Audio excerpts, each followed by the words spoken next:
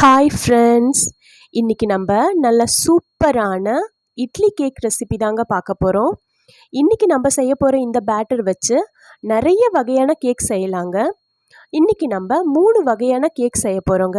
வீடியோக்கு போகிறதுக்கு முன்னாடி நீங்கள் நம்ம சேனலை ஃபஸ்ட் டைம் பார்க்குறீங்கன்னா நம்ம சேனல் சுமிதா சிம்பிள் சமையலை சப்ஸ்கிரைப் பண்ணிக்கோங்க. பெல் ஐக்கான் கிளிக் பண்ணி ஆல் கொடுத்துக்கோங்க. அப்போ தான் நான் போடுற வீடியோஸ்லாம் உங்களுக்கு நோட்டிஃபிகேஷனில் வரும். வாங்க வீடியோக்குள்ளே போகலாம். முதல்ல நம்ம ட்ரை இன்க்ரீடியண்ட் எல்லாம் சலிச்சு எடுத்துக்கலாங்க. நான் 1.25 கப் அளவுக்கு மைதா மாவு எடுத்திருக்கேன், அதை சேர்த்துக்கலாம். 1/4 கப் அளவுக்கு பால் பவுடர் எடுத்திருக்கேங்க, அதையும் சேர்த்துக்கலாம். 1 ஸ்பூன் அளவுக்கு பேக்கிங் பவுடர் எடுத்திருக்கேங்க, அதையும் சேர்த்துக்கிறேன். 1/4 ஸ்பூன் அளவுக்கு பேக்கிங் சோடா சேர்த்துக்கலாங்க. இப்போ இது எல்லாத்தையும் சேர்த்து நல்லா சலிச்சு எடுத்துக்கலாங்க.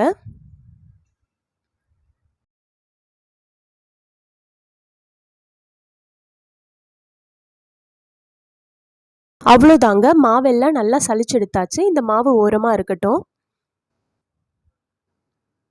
நான் வேற ஒரு பவுலில் 4 டேபிள் ஸ்பூன் அளவுக்கு புளிக்காத தயிர் சேர்த்துருக்கேங்க.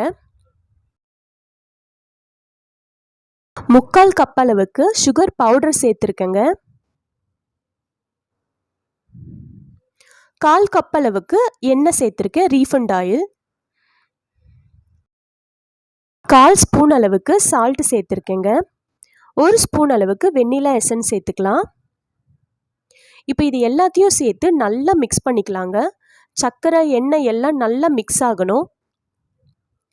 நம்ம போட்டிருக்க பவுடர் சுகர் நல்லா கரைஞ்சி வர வரைக்கும் நல்லா மிக்ஸ் பண்ணிக்கலாம்.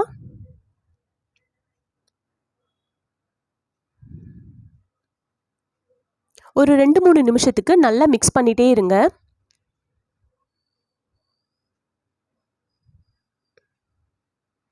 அவ்வளோதாங்க, நல்லா மிக்ஸ் பண்ணியாச்சு. இப்போ நம்ம சலிச்சு வச்சுருந்த மைதா மாவை சேர்த்துக்கலாம். சேர்த்துட்டு நல்லா மிக்ஸ் பண்ணிக்கோங்க. மாவு சேர்த்ததுக்கப்புறம் இந்த மாதிரி ஒரே சைடாக மிக்ஸ் பண்ணிக்கோங்க. மாற்றி மாற்றி மிக்ஸ் பண்ண வேண்டாம். இந்த மாதிரி பொறுமையாக மிக்ஸ் பண்ணிக்கோங்க. இப்போ நான் 1 கப் அளவுக்கு காய்ச்சி ஆற வச்ச பால் சேர்த்துருக்கேங்க. மிக்ஸ் பண்ணிக்கலாம்.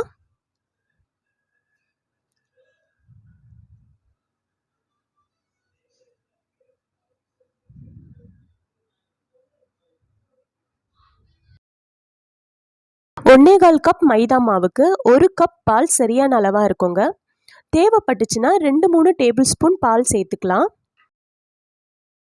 இப்போ மாவு ரொம்ப திக்காக இருக்கிறதுனால நான் ஒரு 3 டேபிள் ஸ்பூன் அளவுக்கு பால் சேர்த்துருக்கேங்க. நல்லா மிக்ஸ் பண்ணிக்கலாம்.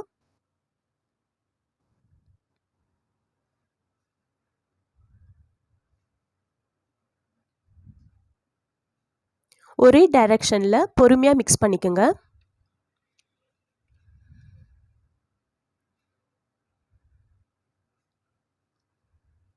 பாருங்க, இப்போ மாவு சரியான பக்குவத்தில் இருக்கு. இப்போ இந்த கேக் பேட்டரை நம்ம 2ஆக பிரிச்சுக்கலாங்க.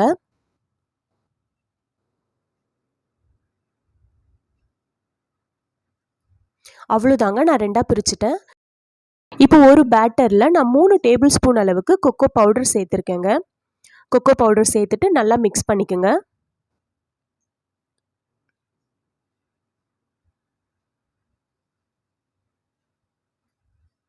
அவ்வளோதாங்க, நல்லா மிக்ஸ் பண்ணியாச்சு. இப்போ நம்ம இட்லி பாத்திரத்தை ரெடி பண்ணிக்கலாம். இப்போ ஃபஸ்ட்டு நம்ம மார்பிள் கேக் செய்ய போகிறோங்க. அதுக்காக இட்லி பாத்திரத்தில் எண்ணெய் தடவிக்கலாம்.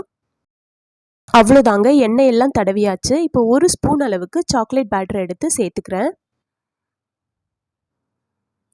இதே போல் நான் எல்லா தட்டுலையும் சேர்த்துக்கிறேங்க.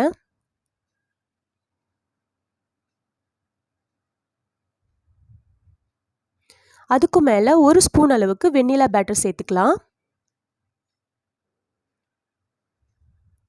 திருப்பியும் சாக்லேட் பேட்டர் சேர்க்கணுங்க. இதே மாதிரி 2-3 லேயர் சேர்த்துக்கலாம்.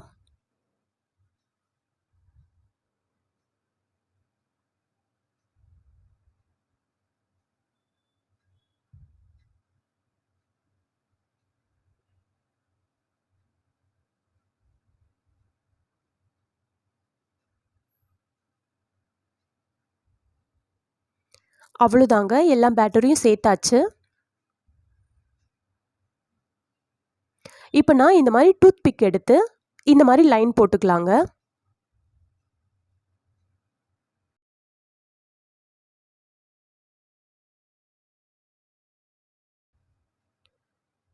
அவ்வளோதாங்க, நம்ம எல்லா இட்லி கேக்கையும் ரெடி பண்ணிட்டோம். நான் இப்போது ஒரு 10 நிமிஷத்துக்கு முன்னாடியே இட்லி பாத்திரத்தில் சால்ட்டு சேர்த்து ப்ரீஹீட் பண்ணி வச்சுருக்கேங்க. இப்போ இந்த இட்லி தட்டை இட்லி பாத்திரத்தில் வச்சிடலாம். இப்போ மீதி இருக்க பேட்டரில் அடுத்த இட்லி கேக் செய்யலாங்க. அடுத்து நான் ட்ரூட்டி ஃப்ரூட்டி இட்லி கேக் செய்ய போகிறேன். அதுக்காக ஒரு 2-3 ஸ்பூன் அளவுக்கு ட்ரூட்டி ஃப்ரூட்டி எடுத்துருக்கேங்க. அதில் கொஞ்சமாக மைதா சேர்த்துட்டு ஸ்ப்ரெட் பண்ணிவிட்டு அந்த மாவில் சேர்த்துக்கலாம். பாருங்கள், இந்த மாதிரி மிக்ஸ் பண்ணிவிட்டு இட்லி பாத்திரத்தில் சேர்த்துடுங்க.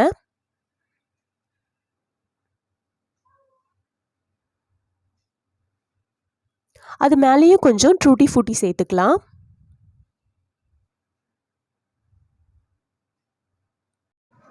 மீதி இருக்க சாக்லேட் பேட்டரில் நான் 1 ஸ்பூன் அளவுக்கு சாக்கோ சிப்ஸ் சேர்த்துருக்கேங்க. நல்லா மிக்ஸ் பண்ணிவிட்டு இந்த பேட்டரையும் அதே இட்லி தட்டிலையும் சேர்த்துக்கலாம்.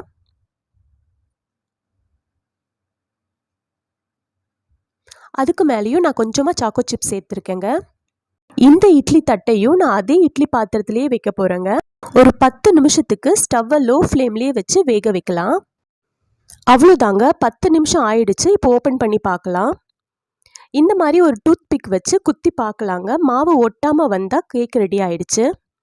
அவ்வளோதாங்க, மாவு கொஞ்சம் கூட ஒட்டல, நம்ம கேக் ரெடி ஆயிடுச்சு. ஆறின உடனே எடுத்துடலாங்க.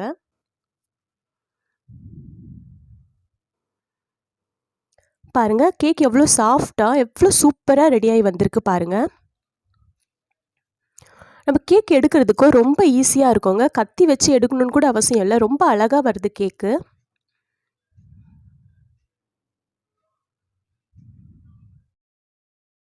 இந்த மார்பிள் இட்லி கேக் ரொம்ப சாஃப்டாக ரொம்ப டேஸ்ட்டாக இருந்ததுங்க. பாருங்கள் எவ்வளோ சாஃப்டாக இருக்குன்னு. அவ்வளோதாங்க, ரொம்ப சூப்பரான மார்பிள் இட்லி கேக் ரொம்ப ஈஸியாக வீட்டில் இருக்க பொருட்களை வச்சே ரெடி பண்ணிடலாம். அது மட்டும் இல்லைங்க, சாக்லேட் இட்லி கேக்கும் வெண்ணிலா இட்லி கேக்கும் கூட ரொம்ப டேஸ்டியாக ரொம்ப சாஃப்டாக இருந்ததுங்க. ரொம்ப ஈஸியான இந்த வெண்ணிலா மார்பிள் சாக்லேட் இட்லி கேக்கை நீங்களும் வீட்டில் ட்ரை பண்ணி பாருங்கள். செஞ்சு பார்த்துட்டு எப்படி இருந்ததுன்னு கமெண்டில் சொல்லுங்கள். இந்த வீடியோ உங்களுக்கு பிடிச்சிருக்கும் நம்புகிறேன். மறக்காமல் நம்ம சேனல் சுமிதா சிம்பிள் சமையலை சப்ஸ்கிரைப் பண்ணிக்கோங்க. பெல் ஐக்கான் கிளிக் பண்ணி ஆல் கொடுத்துக்குங்க. அப்போ தான் நான் போடுற வீடியோஸ்லாம் உங்களுக்கு நோட்டிஃபிகேஷனில் வரும். தேங்க்யூ.